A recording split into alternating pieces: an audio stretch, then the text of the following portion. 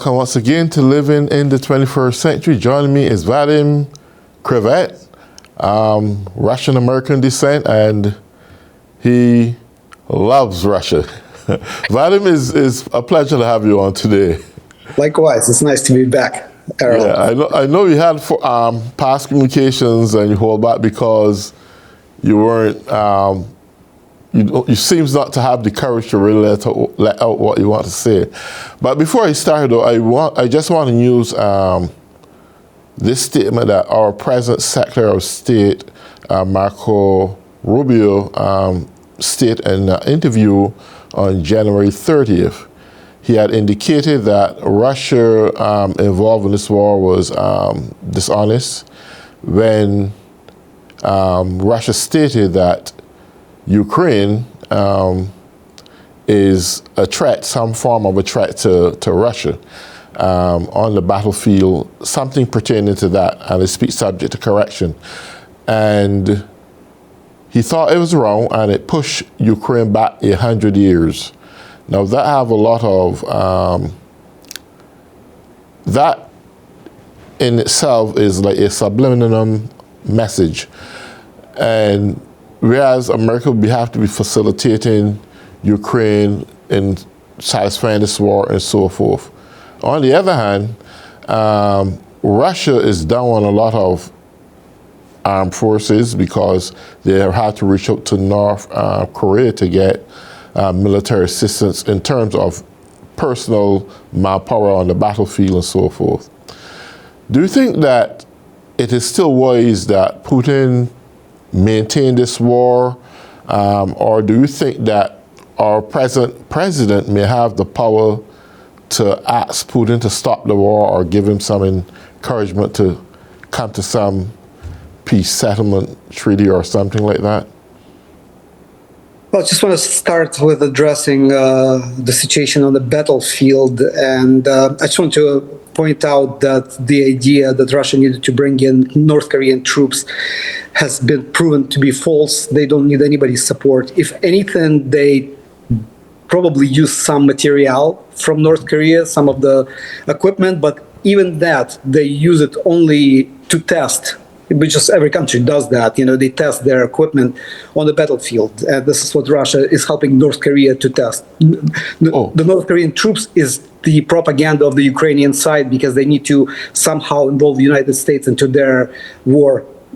Officially, so far, no one was able to confirm any kind of presence of North Korean troops on the battlefield. And again, Russia does not need them. They're quite capable of resolving the military issues on their own.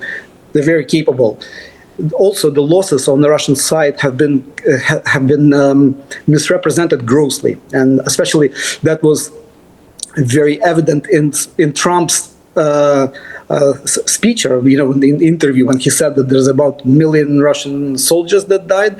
The numbers are about 100,000, and the million is on the Ukrainian side. About 1,200,000 people, Ukrainian soldiers died, which is also quite evidenced by the level of recruitment, or the level of quality of recruitment. The Ukrainians grab people on the streets and shove them right into the military, only to be killed within several days because they're unprepared by the Russian troops. Russia is conducting the war of attrition. They just want to deplete the human resources of Ukraine because they, to an extent, realize that the supply of the weapons will not end. I don't think it's in Trump's interests to quickly end the war. He, as a businessman, a salesman, I would say, will try to get something out of it. This is who he is. He's just a salesman who's going to try to find an edge and get something out of the situation. But little does he realize, in my opinion, personal opinion, I've been listening to a lot of people, I think that it would be a mistake for him to continue the war and to extract something for the United States. First, I don't see anything for him to extract. Nothing comes to mind. And two, I think that Putin's administration, Putin and his administration, they waited patiently for his arrival, and with hopes that the war will be ended quickly, and didn't undertake any kind of actions of like a mirrored that mirror United States supply of the weapons to Ukraine, which is what they may do now at the points where the United States is the weakest. So because Russia hasn't supplied the weapons to countries like the ones like they do with the Houthis, right? With all these hypersonic missiles, they could do that. So Trump only stands to lose. He does not stand to gain anything. So this delay is very surprising to me. Go ahead. I'm sorry, Errol. No, that's okay. That excitement is in the air. We're going back to North Korea because I understood that 3,000 North Korean soldiers were sent to Russia, and apparently at least 150 of them were captured. Now, I have no practical or physical confirmation of that. This is word of mouth. So I'm not going to state it's a fact or not. So my question is to you, were there North Korean soldiers on the battlefield for Russia? Or is it just a mythology? It's a mythology largely. There's a lot of Russia is a very diverse country, and they have soldiers from Far East, Yakutia, Tuva. They're Asian-looking people, and they could be quite easily mistaken for the North Koreans. And again, like I said, for the benefits of Ukrainian cause, they release this idea into the world, sort of, they propagate this idea that North Korean troops are present.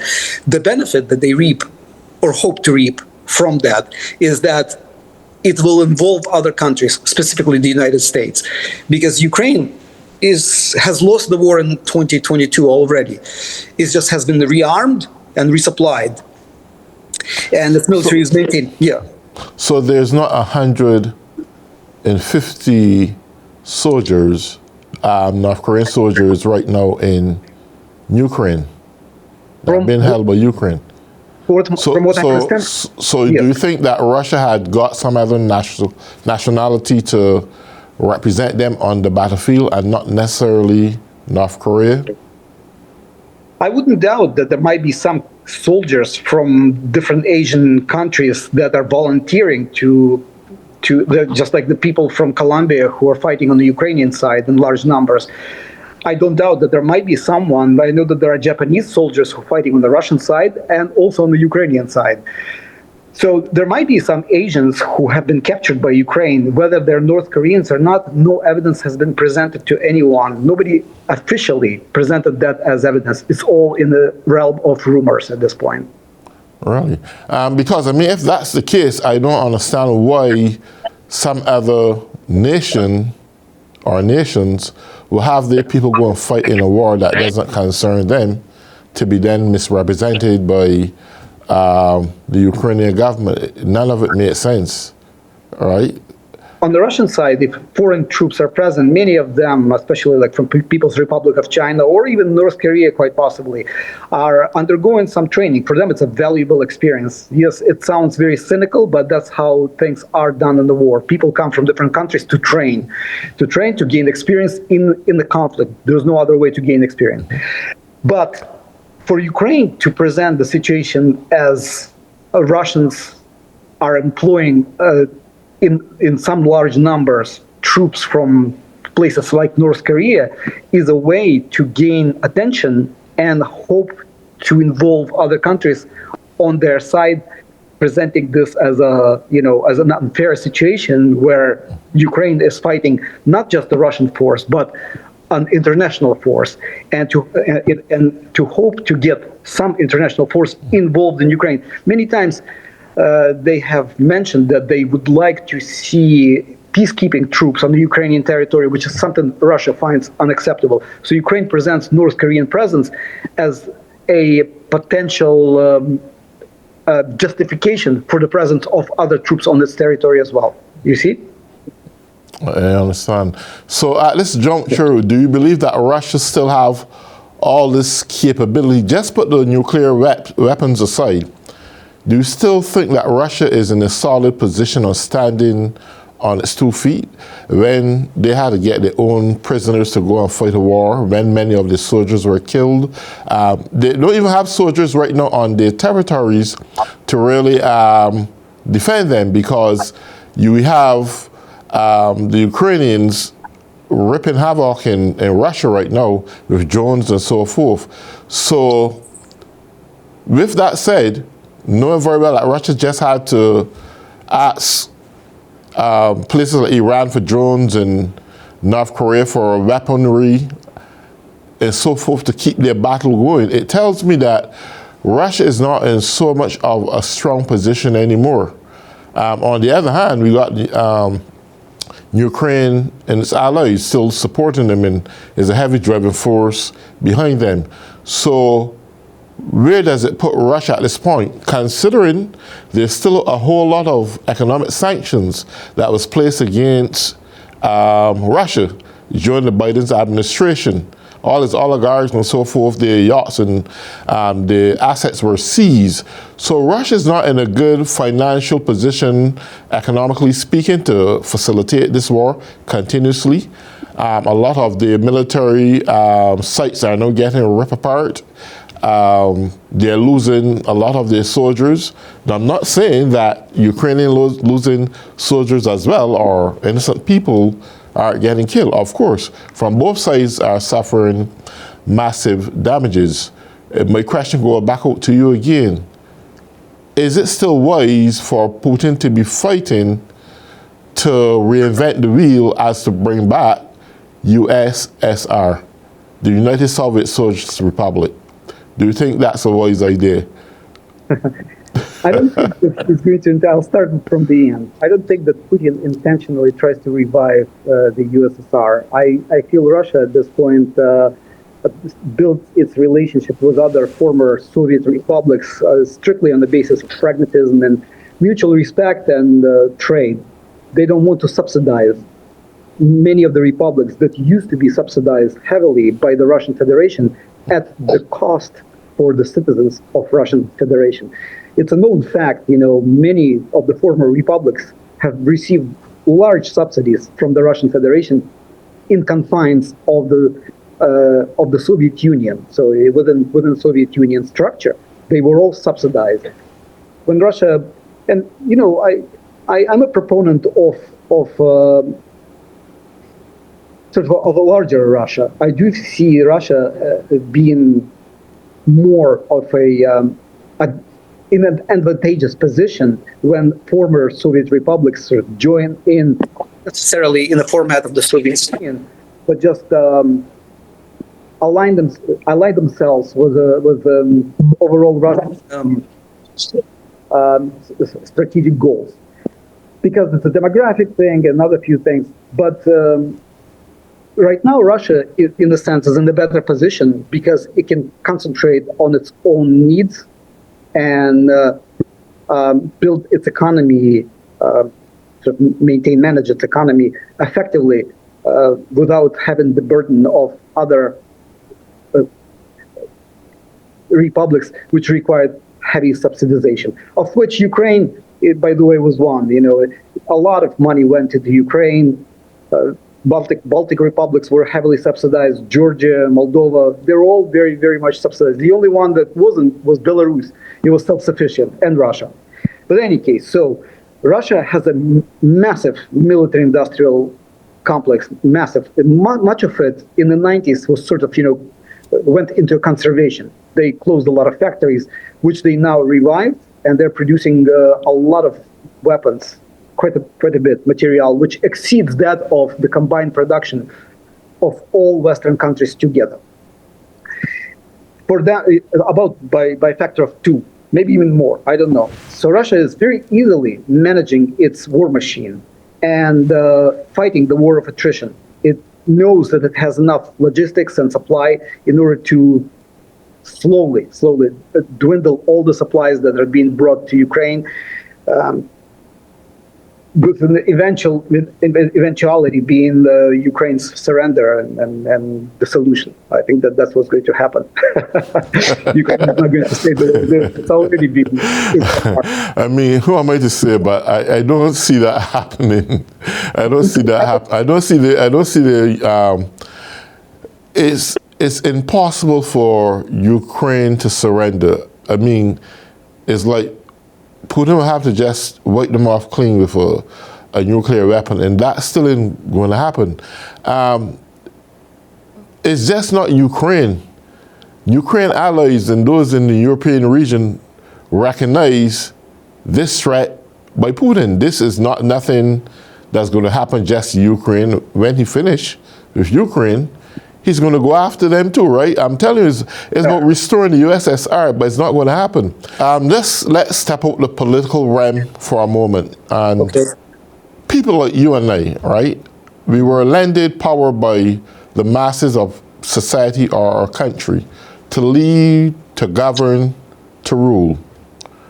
But our time limit on earth is very short. We probably don't even reach 100 years. What kind of a legacy do we leave for our generation when young kids are born every day and come into a world that is ripped apart because of greed, because of covetousness, because of political ideologies? Nothing to do with the survival of humanity. I mean, this had been going on for thousands of years. There's nothing new on the earth, right? Yes. But I hope that you and I could come to a common understanding that leaders today need to think of humanitarian, to think humanity. Don't see themselves as a god. Don't see themselves as someone who's going to live forevermore. That they have ultimate power to do whatever they choose to do. Because, in my opinion, Russia could be getting ahead with their lives. The oligarchs could be living lives like they normally do. Ukraine could be getting on with their life. Yeah, we got political differences and ideologies, but you know what? Let everyone live and survive with their own lives. We as individuals can't take this land nowhere, you know. We only take 6 square feet of the land, and a few years our bodies are rotten and decayed, no longer to be found. But what we leave upon the land is what goes on and linger on for generations to come. And it can either build people or it can destroy people. What is your humble opinion about this from a humanitarian standpoint? Do you think the war is worth it? Come on. No, I don't think that wars are worth it. But there's a logic of intentions and logic of circumstances. You know, sometimes circumstances push you toward things that you wouldn't otherwise want to do. But you have no choice but to do them. It's like you're defending yourself against someone and you happen to kill them. It's not because you chose to attack this person, but you chose to defend yourself and your children, let's say, and your cause was right. Yeah. Who shed the first blood? Who started the war? Ukraine didn't leave Ukraine and went into Russia territory and start gunfighting. Ukraine was 250. Ukraine was always historically a belligerent rogue territory. I wouldn't even call it a state. It's a rogue territory where a lot of battles took place between the West and the East. That's a brief historical perspective. Okay. And as of lately, Ukraine has been involved in a lot of provocative actions against Russia since the breakup of the Soviet Union. Especially, it happened in Chechnya. People don't know about it much, but when Chechen war started, and it started with a few terrorists declaring themselves the government of Chechnya, whereas the majority of the people never wanted to separate from Russia, which is one of the autonomous regions of Russia. Now they're fighting very valiantly on the Russian side. So when Chechen war took place in the 90s with Russia, Ukraine sent troops and weapons to Chechnya, anti-aircraft batteries and other snipers. They sent a lot of people there. And as a result, you know, Russia actually asked them, please condemn your behavior. And that's just one of the examples. So Ukraine has always had this negative attitude toward Russia and allowed Western powers in on its territory to threatened to bring, because it wanted to join the NATO, to bring missiles and other things close to the Russian border. It was an imminent threat to Russian security, and Russia reacted. In the same way as America would have reacted if, let's say, China brought in troops to the Mexican territory, right? If in Mexico they settled bases, started doing some kind of nefarious activity, America would bomb Mexico into the ground. They wouldn't even discriminate against people, children. That's an assumption. That's an assumption, right? But what I'm saying to you, it appears that if Chechnya, the Czechs and the other surrounding nations don't succumb or adhere to the ideologies or which favored Putin's philosophy, then it's wartime. You're going to do as we say. Now, these are sovereign countries with their own standards and their own governance. We have to discuss sovereignty. What does it mean? Usually, sovereignty is declared by a referendum. So there has to be a referendum. People have to vote, and only on this legal foundation you could say, well, this country wanted to separate. But here's the conjunction. But it's none of Russia's business. What they do in their own country isn't their business. No, seriously speaking, look at it. America don't get involved in Russia policies if they do something and America don't like it. They don't take up a bomb or send military soldiers over to Russia and bomb them back to the Stone Cold Ages. They can't. Otherwise, they would. Huh? They would. They just can't. Otherwise, they would. I mean, if that was the case, they would have done it ever since, right? They would have done it already if they could. They tried many times in the 50s and otherwise. Yeah, but I never know of Russia and United States really getting seriously engaged, if you want to put it that way. I know it had economic wars and all these type of different things, but I can't say physical as a physical wars, so to speak. But what I'm saying, the ability to respect every country for decision making. Don't let it be your business. Ukraine is Ukraine. Russia is Russia. What Ukraine and its people do and decide is their business. Do Ukraine get involved in Russia business? I'm not defending Ukraine. I'm not defending Russia, but I'm asking a simple question. You cannot, according to Russia, and just in general as a principle, you cannot establish your own security at the expense of somebody else. There has to be a negotiation. There has to be understanding of the interests. And always, if diplomacy is involved, you can always iron out whatever issues you may have. You have to account for the interests of your neighbor. Ukraine belligerently tried not to do this and did everything to ignore it. In fact, it was probably very overly confident in the West's ability to advance its own interests, and Ukraine thought that they were going to reap huge benefits from associating with the West. But as it always happens, West deceived Ukraine, threw it as a... I want to answer this question, right? Because apparently Ukraine was second out there when it comes to nuclear weapons. And in order for Ukraine to get adopted into NATO, they would have had to abolish their weapons, right? And they done that.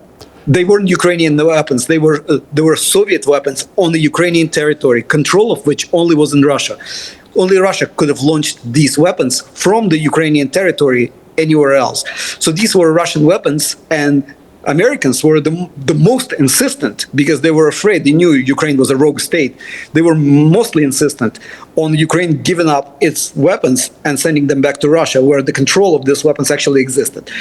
Russia, in turn, guaranteed the Budapest Agreement you're quoting, guaranteed Ukraine's sovereignty. But this is a big but, if Ukraine maintains neutrality, which it chose not to maintain. Ukraine is a belligerent, corrupt state. I wouldn't even call it a state. It's like Kosovo, almost, in its way. Deeply corrupt, very belligerent. ready to sell out to whoever pays more. Level of statesmanship is below any level that you can only imagine. But it's portrayed as this heroic state that's defending itself against this cartoonishly evil Russia. Whereas in reality, things don't happen like this in the real world. In the real world, there are interests and mutual respect. And when this ceases to exist, the idea of, respecting somebody else's interests and just general respect, wars usually occur. And lack of diplomacy, sort of, on the Ukrainian part, especially if you think of how the Minsk agreement were drafted and what happened during the attempted transition on the Russian part to leave Donetsk and Lugansk regions in Ukraine. All of that was a deliberate attempt on the Ukrainian side to sabotage every attempt. So what Russia is hoping to gain when this war is over, if it ever get over? We got Russia is not fighting. minutes. Sure, Russia is gaining a strategic victory over the West right now. That's if you want to look. Oh, so this battle is against the West, right? Exactly, yes. Because the West started this battle on the territory of Ukraine. It's not Ukraine fighting Russia. It's West fighting Russia on the Ukrainian territory. It's just the territory where the battle is taking place. Russia already won this war. It's winning it. There's no way to turn the tide. And with that, it's achieving a strategic victory, global victory in distribution of a global power. The world is changing, and the power poles will be now in the United States, China, and Russia, and that's where the victory is. I mean, we have very little time now, but I still can't see how Russia is really winning the war if Ukrainian soldiers are reaping havoc inside the belly of Russia. Territory is irrelevant. The territorial gains are irrelevant in modern warfare. You can gain some territory but lose a war. Russia is not about the territorial gains. It will annihilate Ukrainian army in the sense it'll attrite it. It'll cause the loss of people to such a degree that will eventually Ukrainian army will dissolve and all the territory will be conquered in one day. You see, so you don't need to gain territory. That's the way the Russia conducts the war right now. Yeah. Well, Vadim, this conversation is over. This conversation is not over. But look, we come to the last 14 seconds of the program. So until the next time we meet again, take good care. And to all those who have been tuning in, peace. Peace, my brother. A great day. Okay.